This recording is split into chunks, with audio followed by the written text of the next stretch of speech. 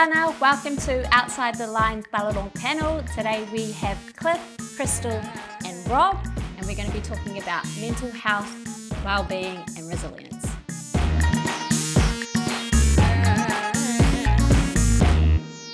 Krystal, we're going to open with you. Can you just tell us probably about the moment that you realised that you thought may be the first time you had mental health or wellbeing come to the forefront of your mind? I think it would have been probably after I did a bit of counselling, to be honest. It was a sort of hard thing to accept that I needed to see a counsellor to help with my own mental health and wellbeing. But I think after the fact, when I'd seen a counsellor, I sort of thought it was definitely needed and it was something that I'd been suppressing for a long time. So seeing a counsellor, acknowledging that I obviously had some mental health and wellbeing issues of my own, I sort of realised that, I felt a little bit more experienced in it myself because they brought to light a lot of things about issues that I didn't even know that I had. And how to deal with that, how to cope with that, and then moving forward, obviously being able to avoid those sort of things or triggers, I guess, that sort of set off problems that I had from past trauma. Cliff, hearing and listening to Krystal, you obviously are in this space and helping athletes in these areas. Well, how did you get into it? Growing up out in South Auckland, being around mates that play sport and are involved in community, whether it's through our churches, and we didn't really speak about mental health, and if you did, it was stigmatized on that far end of it's problematic, right? And you have you're in distress or you have an issue, and it sort of came to light for me in sort of working in this space as I worked through church and my years in corrections, working with people. You begin to self-reflect and realize, and all these things you study and learn about trying to try and help those people, that you're like, oh, this is a little bit me. Or is this reflecting on who I am as a person, and where do I sit on that spectrum of mental health? If it's not just at that end of distress and issue, a major issue, what's the other end of it? And that was the realization I sort of came to.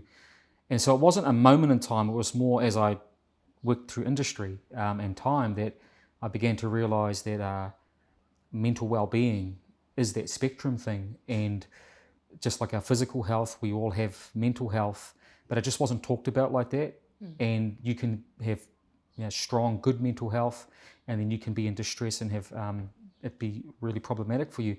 And so for me, it was working in industries where I was working with people, and they're not just like, we talk about corrections and you think, oh yeah, well, that's obvious. But actually you work in community, and the most beautiful, loving, caring people are going home to some real struggles and not knowing how to figure it out, not knowing who to talk to. And then, like I said, then you hold the mirror up and you realise, gosh, how much of that is me on my worst days and my bad days, and I'm struggling. And so it was from that point, as I sort of built and worked, that I began to work with and brought it into the sort of working in the sports industry. In the professional spaces, I guess, I'm not too sure what you guys do, but just making sure they understand the Māori and Pasifika backgrounds. Understanding that everyone comes from different backgrounds and different ethnicities, and just acknowledging it. It speaks to having an awareness, like a self-awareness that there is actually that to begin with, right? Yeah. And Krystal, you obviously have gone into the counselling side of it. How has that changed for you as a mum, and what do you do now with your own baby? With Nikayla, she's been raised a lot of her life in the hospital, so there's been a lot of times where I've had to sit with her and help her understand why she's so different to the other children. So it does affect her mental health a lot. She sort of finds it hard to understand why she's on so many medications, why she does things differently at school, why she goes to the office every day to do breathing exercises. There's so much in her life that is so different to everyone in her surroundings. It's trying to help her understand. And for so many years, we just used to say to her, that's because you're special. And then it got to an age where she was like, well, I don't want to be special anymore. I don't like doing these things. I want to do what the rest of the children are doing. So just trying to, I guess, teach her gratitude for one is one that I try and instill in Nikayla.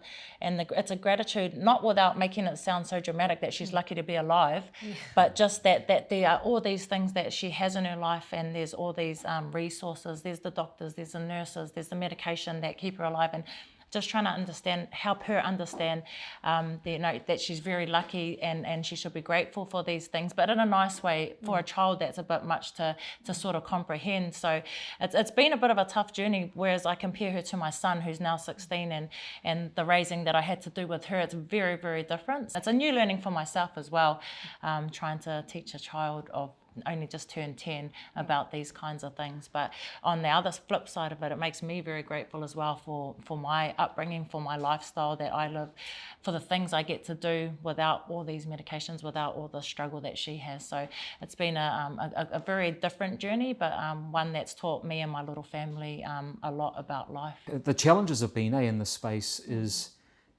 as human beings, we wrestle the most with probably our ego and our status, and we want to be helpful when we want the relationships. Where I've seen coaches really accelerate their growth in this space too is when they've realised, but we do it in every other way. Like we'll get a doctor in, and I won't try and be the doctor when I see a broken foot. The head coach won't do that. He'll let the doctor do his job and specialise.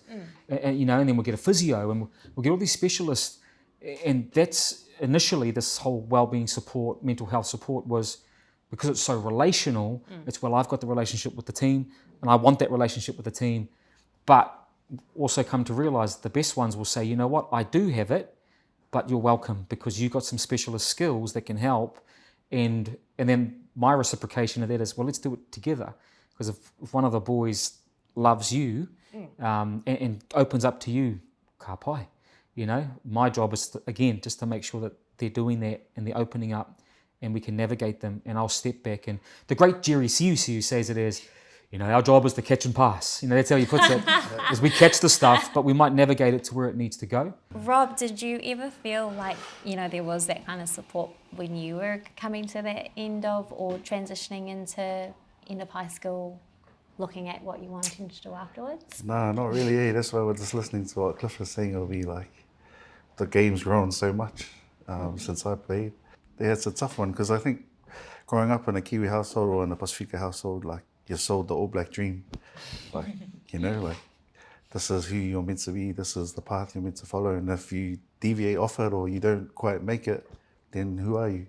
So it's kind of built into young men's identity, is you either become All Black or Kiwi. If not, then who's next? Yeah, Kiwi fan, sorry. But like, who's next? So you obviously haven't made it, so who's the next one in the family? And it's kind of like these young boys coming through. They got all this weight from their families on their shoulders, because they're seen as, let's say, the breadwinner, or the one that will help bring the family out of not so much poverty, but bring them higher up, so they're able to live the lives that their parents or our parents wanted for us.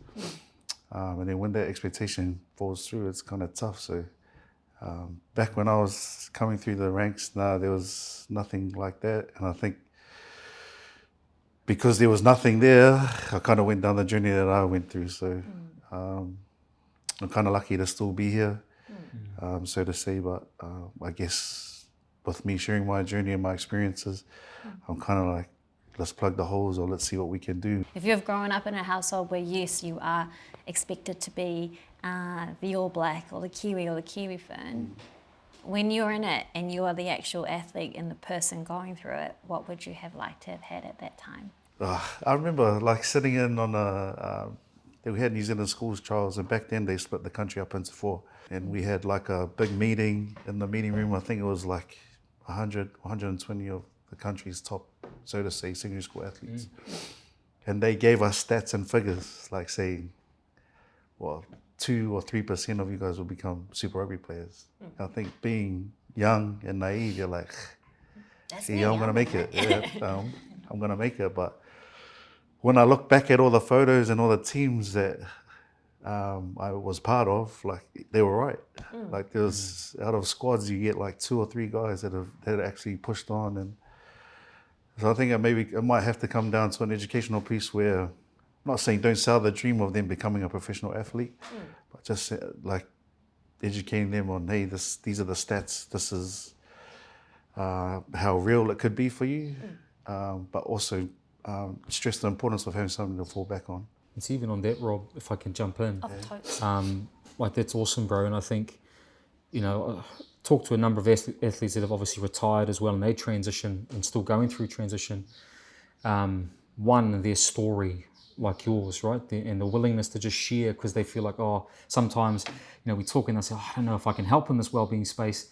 And I'm like, that's probably where our relationship with Krystal is too, is just share your story. You don't realize how many resonate with it, how many will be helped by, what you say.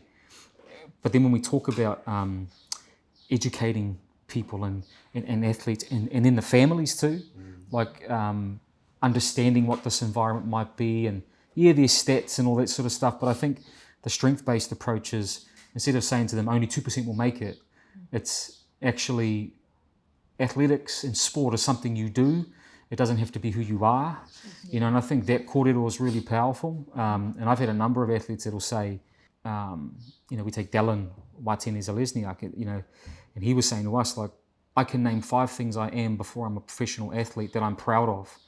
But he's come through a system of change and time where this stuff evolved, the conversation became prevalent to actually talk about having, in rugby league world, we call it have 2 plan A's.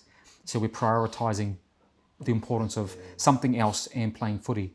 And you can play footy as long as you're injury-free or selected, but you might be interested in photography or, camera work or podcasting, but they just don't think about that stuff and have the canvas to think about it and the license to think about it. So I think it's really cool, bro, that you're saying this stuff, because it is the stuff that we're working so hard to give them options and think about now. It's just, there is more to you. And footy's, if you're talented enough to make it as an athlete, amazing, go and do it. But can you discover, that's that identity piece, who else you are, what else you can do. Do you feel in the women's space, Krystal, with all of this discussion, that actually there could probably be lessons from our women, in the sense that our careers, or ours, because I'm an elite athlete too, the women haven't been able to be professional, right? So they have had to have careers outside of their sport.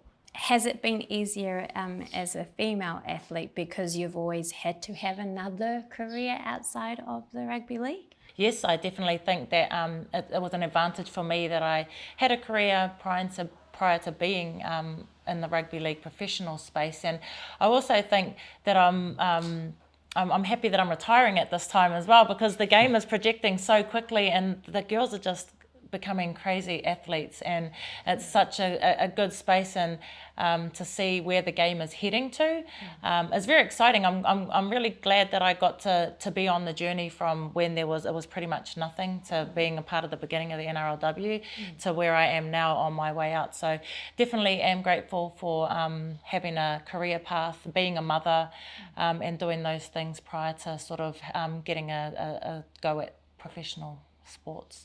And we were finding on that, like, again, because the stigma that surrounded mental health, it's historically sat on that crisis spectrum, and we don't tend to talk about what good mental health looks like, right? And experiencing it. And, in my experience, I do less and less of the crisis stuff, and we still can, and we probably still do at some points, but where we've opened the conversation more and where it's become more palatable is that we've taken it from I need a counsellor to maybe I just need some wise counsel, which can look like coffee. I call it car rides and coffees, right? So let's jump in the car, let's go, right? Let's go for a ride and we'll just talk while we drive, and then we'll grab a coffee and we'll just yarn. And more often than not, I'd say 85% of people just need someone to bounce what they're thinking off, to either confirm or deny that they're crazy and that they're not the only one going through it. And I think it will one day become, this is not a mental health conversation, it's just a healthy conversation between friends. And that's the hardest thing to do. I know that for a fact.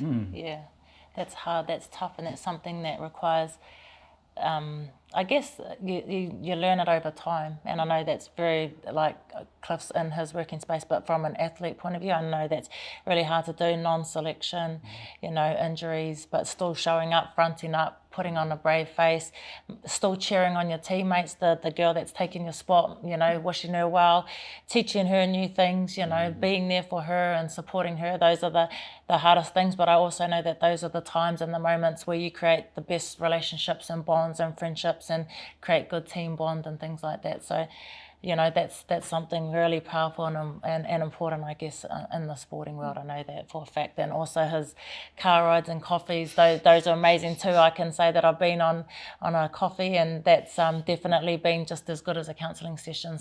If we go around the table and, like I've said before, there's one thing that you want people to take away about this topic, or just about in general, what is it? I think we do need to keep talking about our wahine in sport. The men have had an advantage for so long that we've been able to figure stuff out in high performance sport. So we should use that advantage to help our wahine figure out what it is that has happened in the space. And because I think what our women do is amazing. That, you know, I always say, if you want something done, give it to a busy person. And our women represent that. They've had to hold it down at home and play, and now become professional in a number of different sport. Like, we could actually learn a little bit from them about how to be resilient and how to manage ourselves and how to manage a high performance environment and a home. Like, it's pretty powerful. I think the power of sharing stories, the power of support, have a listening ear. And like I said earlier, when you sit down and have a chat with someone, it doesn't have to be that you answer their questions. It doesn't have to be that you even respond to what they're saying. If you don't relate, you don't have to speak, just to listen. And I think that's extremely powerful. If we can continue to do these kinds of things for our younger generations coming through, I think it's going to be set our younger generations up for a safer future, for better connections, I'd say as well. Definitely better connections. I know that when you can share stories, when you can listen, it just creates better bonds, and I think that's really special and something that's important for our future. Yeah, to what they both said. That's powerful storytelling. Yeah, I think that's what, like Māori and Pacifica, that's our culture. It's the storytell. So whether it's through writing, journaling, or like photography, or doing stuff like this, like, yeah, just need to keep doing it, because the more our people see our faces on TV, the more it'll inspire them and encourage them, hey, there's someone that looks and sounds like me. I can do that.